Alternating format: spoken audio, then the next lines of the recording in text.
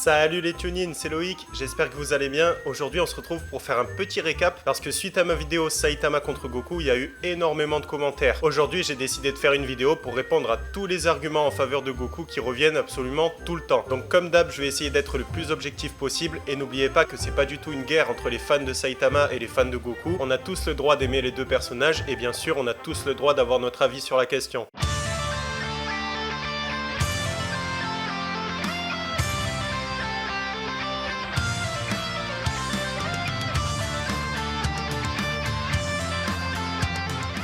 Le premier argument qui revient encore et encore, l'auteur de One Punch Man a dit que Saitama se battait toujours à 100% de sa force. Alors cette interview elle est franchement sortie de son contexte. Je te ressors le passage exact de l'interview. En gros la question posée c'était Saitama tue toujours ses ennemis en un coup de poing et c'est très satisfaisant. Mais d'un autre côté ça vous cause pas des problèmes d'écriture que Saitama réussisse toujours à vaincre ses adversaires en un coup? La réponse de l'auteur c'est qu'il n'a jamais éprouvé de difficulté à écrire son histoire et il dit mot pour mot que comme Saitama est dans un monde où il y a toujours des monstres, il peut utiliser sa force au maximum afin que je me sente à l'aise dans mon intrigue. Donc là tu vois bien que la phrase est pas tournée en mode il se donne toujours à 100%, mais ça veut juste dire que comme Saitama est dans un monde de monstres, il peut se lâcher tout simplement, il peut se faire plaisir. Et bien sûr il y en a qui vont pas être d'accord avec moi, ils vont dire non, il a dit qu'il se battait toujours à 100%. Alors pour nous départager c'est très simple, j'ai 3 preuves dans l'anime et dans le manga. La première preuve c'est tout simplement quand Saitama affronte Boros. À la fin du combat, Boros fait une remarque à Saitama en lui disant que pour lui ce combat n'était pas sérieux et qu'il ne s'était pas donné à fond. Et on voit Saitama qui n'ose pas répondre pour confirmer ce que dit Boros mais sans heurter sa fierté. La deuxième preuve c'est quand Saitama affronte Orochi dans les scans. Orochi commence à faire son CV, il dit que c'est le plus fort des rois des monstres, qu'il va conquérir l'univers et Saitama l'arrête direct. Il lui dit stop, de toute façon vous avez tous le même discours, à chaque fois quand on vous écoute vous êtes invincible et au final je vous bats tous en un coup. Ça prouve bien qu'il ne se bat jamais à fond et que pour lui, même contre Boros, il ne s'est pas donné à fond et qu'il a terminé le combat comme à son habitude avec un coup comme un autre. Et la troisième preuve c'est tout simplement de regarder l'animé. Le mec il est en train de penser à faire ses courses alors qu'il affronte le monstre le plus puissant du scientifique. C'est limite s'il est pas en train de bailler et tu me dis qu'il est à fond. Franchement, faut être logique.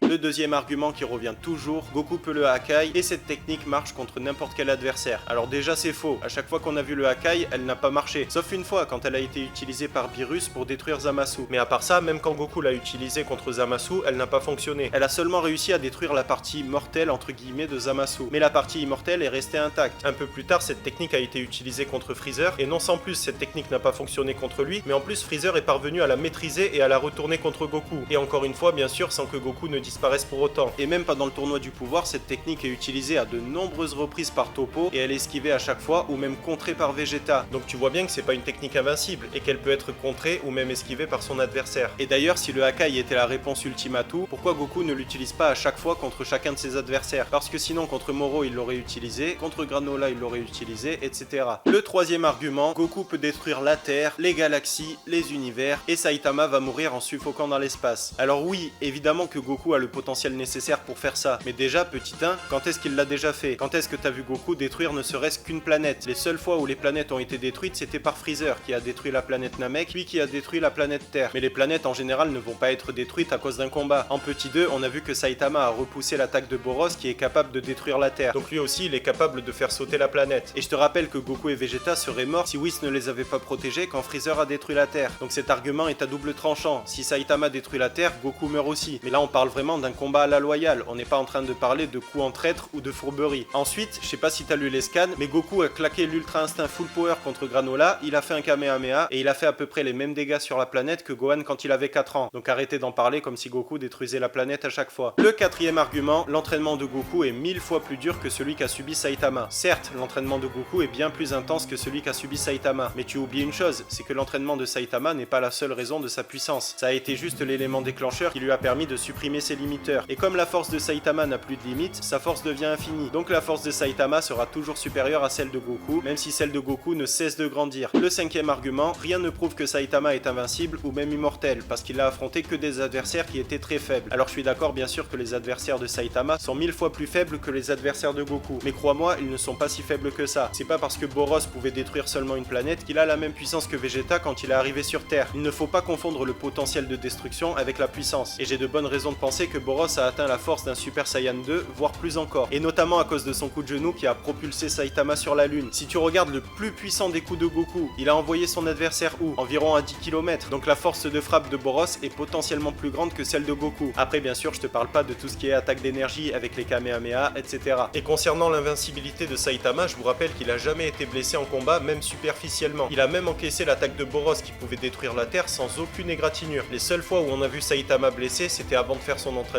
ou dans son rêve. Alors que Goku, il va être blessé à chaque combat, même s'il affronte des adversaires qui sont vraiment 1000 fois moins forts que lui. Et là je repense notamment à un passage de DBS où Goku se prend une balle de pistolet et il est blessé. Donc tu vois bien que Goku a été créé pour être vulnérable et pour devenir de plus en plus fort. Alors que Saitama, lui, il a été créé juste invulnérable. Le sixième argument, c'est l'auteur lui-même de One Punch Man qui a dit que Goku était supérieur à Saitama. Alors ça c'est une légende, c'est une rumeur, il n'a jamais dit ça. En gros dans l'interview, il a juste dit que Saitama et Goku se ressemblaient et que les deux étaient trop forts pour des gens ordinaires. Le septième argument, Goku peut utiliser l'Ultra Instinct et esquiver tous les coups de Saitama. Alors malheureusement, l'Ultra Instinct c'est un peu comme le Hakai, c'est une technique que tout le monde pense invulnérable, mais en fait elle a ses points faibles. Et on le voit avec les scans de DBS, où Granola va réussir à battre Goku en Ultra Instinct. Donc tu vois bien que l'Ultra Instinct, de 1, ne parvient pas à esquiver toutes les attaques, et de 2, il est très limité dans le temps. Plus Goku va l'utiliser, et plus il va perdre de force et de précision. Et même si on suppose que Goku arriverait à maintenir l'Ultra Instinct pendant toute sa vie, au mieux il pourra espérer le match nul, parce que ses coups n'auront de toute façon pas d'effet sur Saitama. Et enfin, le dernier argument, tu dis que le scénario avantage Saitama, mais le scénario de Dragon Ball fait en sorte que Goku gagne à chaque fois aussi. Alors ça c'est complètement faux. Le scénario de Goku ne fait pas en sorte qu'il gagne à chaque fois. Au contraire, Goku peut être battu, il peut même être tué, comme on l'a vu avec Cell. Par contre, c'est vrai que le scénario de Dragon Ball fait en sorte que Goku revienne toujours plus fort. Mais comme on l'a dit, même si la force de Goku augmente, elle ne va jamais atteindre l'infini. Contrairement à Saitama qui a supprimé ses limiteurs. Donc même si Goku revient toujours et toujours plus fort, tant qu'il n'atteint pas une force infinie, il ne va pas réussir à inquiéter Saitama.